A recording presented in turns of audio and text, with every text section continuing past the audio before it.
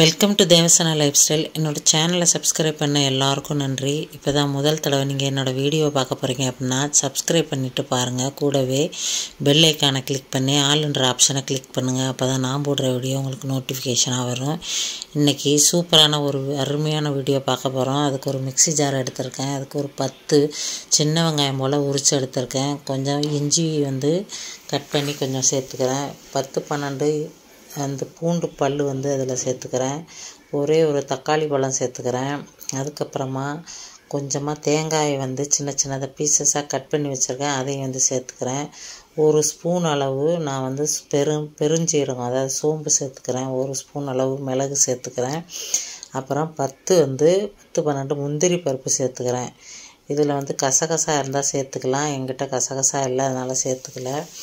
இதை நான் பேஸ்ட் வடிவத்தில் நான் அரைச்சி ஒரு சைடாக வச்சுக்கிறேன். இப்போது அடுப்பில் ஒரு கடாயை வச்சாச்சு.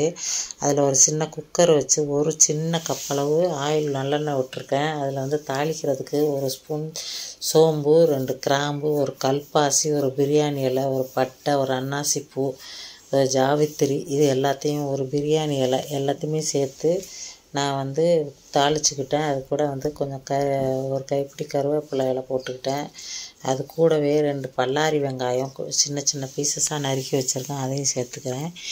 இந்த குழம்புக்கு தேவையான உப்பு இதில் போட்டு வெங்காயத்தை சீக்கிரம் வதங்கிறதுக்காக போட்டாச்சு. இப்போ இது கண்ணாடி பதம் அளவு வரும் வரைக்கும் நம்ம வதக்கி விட்டுக்க போகிறோம். அதுக்கப்புறமா 2 தக்காளி பழத்தை சின்ன சின்னதாக நறுக்கி வச்சுருக்கேன். அதையும் இதில் ஆட் பண்ணிக்கிறேன். இது எல்லாமே நம்ம கலந்து விட்டுக்க போகிறோம். இந்த தக்காளி பழம் நல்லா மசியணும். கொஞ்சம் கொஞ்சம் நசுக்கி விட்டுக்க போகிறோம். அதுக்கப்புறமா நம்ம இது கூட சேர்த்து இந்த பேஸ்ட்டாக நம்ம அரைச்சி வச்சுருக்கோம்ல, அந்த பேஸ்ட்டாக இதில் நம்ம சேர்த்துக்க போகிறோம். இப்போ இந்த பேஸ்ட்டோடு சேர்த்து நம்ம என்ன ஆட் பண்ணிக்க போகிறோம் அப்படின்னா, மசாலாவுக்கு கொஞ்சமாக மஞ்சத்தூள் சேர்த்துப்போம். அதுக்கப்புறம் குழம்பு மிளகாத்தூள், நான் ஆல் இன் ஆல், அதாவது எல்லா குழம்புக்கும் ஒரே பொடியை நான் ரெசிபி போட்டிருந்தேன். அந்த குழம்பு மிளகாத்தூள் ஒரு 2 ஸ்பூன் அளவுக்கு நான் சேர்த்துக்கிறேன்.